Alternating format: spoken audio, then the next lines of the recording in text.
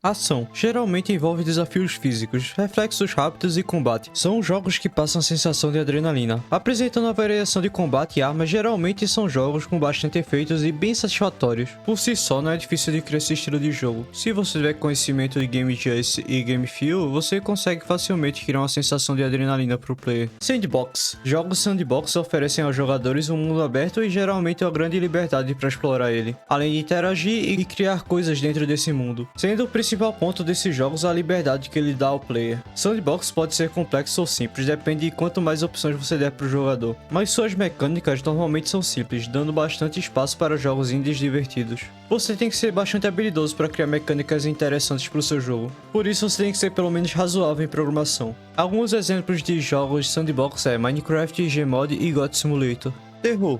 Jogos de terror são projetados para criar medo e suspense nos jogadores, muitas vezes através de atmosfera, enredo e elementos de terror. Eles podem variar de jogos de sobrevivência até jogos de aventura. Há uma grande variação de subgêneros para jogos de terror, como por exemplo, mascote horror, horror cósmico e terror psicológico. Jogos de terror normalmente pedem gráficos 3D. Não é sempre, mas normalmente é o que exigem. No mínimo, um falso 3D, como os FNAFs antigos. Jogos 3D podem ser um impedimento para alguns desenvolvedores, mas hoje tem muitos assets gratuitos pela internet que fazem com que você não precise saber modelar para criar um modelo 3D no seu jogo, só basta saber implementá-lo. Como jogos de terror têm ambientes fechados e normalmente lugares escuros, você pode adicionar alguns efeitos para que os gráficos não sejam a coisa mais importante. Por exemplo, jogos da Puppet Combo, que escondem a ambientação do jogo com a escuridão, fazendo com que mesmo que os gráficos sejam bem ruins, ele ainda traz uma ambientação muito boa para terror. Algo como Silent Hill vazia no PS1. Alguns exemplos de jogos de terror são Resident Evil, Outlast e FNAF.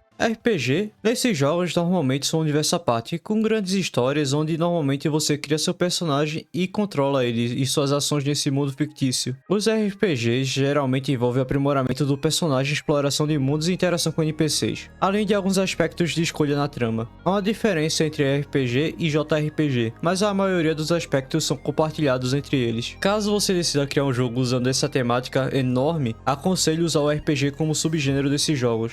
Para criar um bom RPG é um esforço enorme, até aqueles RPG que não tem gráficos mais incríveis tiveram um grande trabalho para ser desenvolvido. Dentro desse gênero está Skyrim, Baldur's Gate, The Witcher e Cyberpunk 2077. Hack and Slash. Nesse tipo de jogo, os jogadores geralmente controlam um personagem que atravessa vários níveis ou ambientes, enfrentando hordas de inimigo. A jogabilidade enfatiza o combate corpo a corpo e a ação rápida. Você vai jogando, desbloqueando novas habilidades e novos poderes até chegar no chefão final e zerar o jogo. Esse estilo de jogo não é muito difícil de se programar, mas hoje em dia está bem caído e tem poucos jogos que se sustentam nesse estilo. Algumas pessoas consideram o gênero ultrapassado, mas ainda assim há jogos AAA de sucesso com esse gênero. Alguns dos jogos desse exemplo são God of War e Devil May Cry. A aventura envolve exploração, resolução de quebra-cabeças e narrativa, mas em principal exploração, onde o jogador viaja por fases que dão essa sensação de jornada para o jogador. Normalmente esses jogos incluem missões que o jogador deve completar, e nos jogos atuais de aventura normalmente implementam a ideia de múltiplas escolhas para o final do jogo. O gênero de aventura é perfeito, pois combina com diversos outros gêneros. Se você vê uma noção de geração procedural, você consegue criar um jogo incrível com essa mecânica.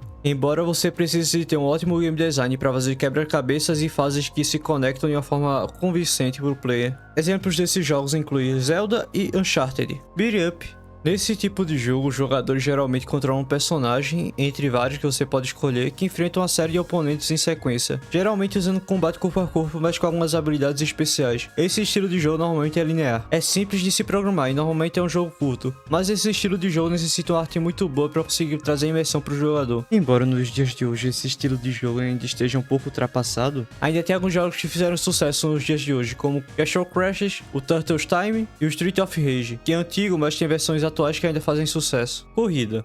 Jogos de corrida envolvem competir em corridas de veículos como carros, motos ou até mesmo outras formas de corrida, como cavalo ou corrida a barco. Normalmente esse gênero se divide muito entre arcade e simulação. Arcade também pode ser considerado um subgênero de jogos que remetem a jogos de diversão, como a época dos arcades, onde o objetivo do jogador é conseguir o máximo de pontos possíveis. Nessa divisão entre simulação e arcade, eu diria que para desenvolvedores indies, o arcade é a única solução. Para fazer um jogo de simulação nos dias de hoje é preciso de muito investimento, e tem jogos que fazem isso perfeitamente, como os jogos de corrida do Xbox, que sempre carrega essa marca, que são extremamente realistas e não deixando muito espaço para competição. Normalmente, para produzir esse tipo de jogo, você vai ter que ter uma grande noção em física, ou pelo menos conseguir implementar ela de uma forma decente. Envolvendo com o design de pistas e outras coisas assim, se eu fosse dizer para fazer um jogo desse estilo hoje em dia, você teria que botar mecânicas diferentes nele, juntar com outros tipos de jogos populares hoje, como roguelike e alguma coisa assim. Imagina só um roguelike de carro, acho que seria interessante. Exemplos desse estilo de jogo é Mario Kart e Need for Speed. Esportes. Esses jogos, como o nome fala, simulam esportes da vida real, como futebol, basquete, futebol americano, entre outros. Eles geralmente envolvem a jogabilidade e réplica das técnicas e mecânicas do jogo na vida real, o que torna o processo de criação e desenvolvimento desse jogo muito pesado, já que requer uma física realista, além de uma IA muito boa para os NPCs, e conseguir fazer um design bom para as arenas e estádios é algo que realmente demanda muito tempo. Eu recomendo não imitar 100% o estilo de jogo da vida real, e sim conseguir modificar um pouco ele para adicionar mecânicas mais interessantes no jogo, como Rocket League, que fez isso de uma forma bem interessante, sendo um jogo de esporte, mas com uma variação bem grande. Alguns exemplos desse estilo de jogo é FIFA e NBA 2K. FPS. Nesses jogos, os jogadores veem o mundo através dos olhos de um personagem principal, geralmente usam arma de fogo para derrotar inimigos. Acho que pode ser considerado FPS mesmo usando uma magia, uma bola de fogo, porque não deixa de ser um projeto, mas enfim. O processo de desenvolvimento é bem simples. Fazer jogos de FPS hoje em dia não é nem um pouco difícil, você só precisa saber o básico do 3D. Várias mecânicas como o recurso das armas tem pela internet a rodo por aí, e você vai conseguir implementar fácil, e se você quiser criar por conta própria tem muitos guias também. A maior dificuldade nesse estilo de jogo seria criar uma IA para os inimigos, e normalmente esses jogos pedem multiplayer, o que é uma mecânica muito difícil de se implementar. Alguns exemplos desses jogos são Call of Duty, CS e Half-Life. Simulação.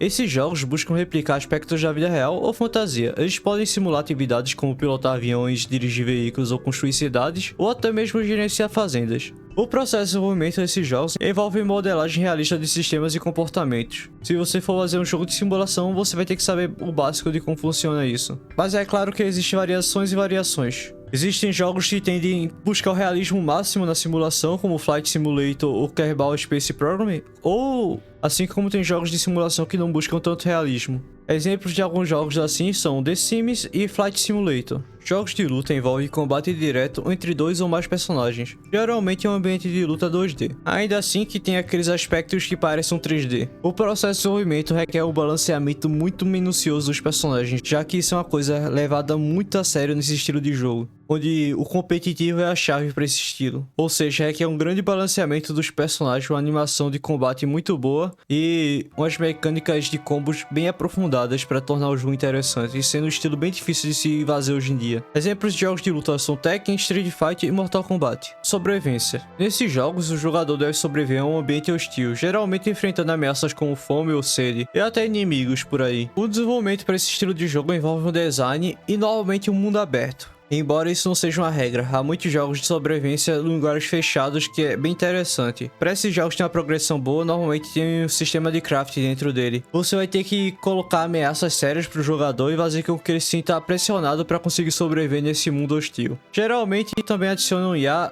e inimigos, além de que esses jogos têm um grande foco em gestão de recursos. Exemplos desses jogos são Minecraft, Rush e The Forest. Ritmo. Jogos de ritmo envolvem pressionar botões ou realizações em tempo com a música ou ritmo do jogo. Esse tipo de jogo requer normalmente uma precisão e uma grande sintonização com a música e a animação do jogo, além do design de níveis rítmicos e um feedback visual e auditivo. Como você não pode usar qualquer música nesse estilo de jogo, você vai ter que achar músicas que são de fair use, ou seja, uso livre, ou vai ter que produzir as músicas para esse tipo de jogo, o que requer que você tenha uma grande requer que você tenha um grande dom artístico musical, o que torna esse estilo de jogo muito difícil de se produzir. Alguns exemplos são Guitar Hero, Dance Dance Revolution e Friday Night Funk. Educacional. Normalmente os jogos educacionais são usados para ensinar crianças. Ainda assim, há muitas empresas que usam os jogos educacionais como uma forma de podem ensinar um idioma diferente para uma pessoa.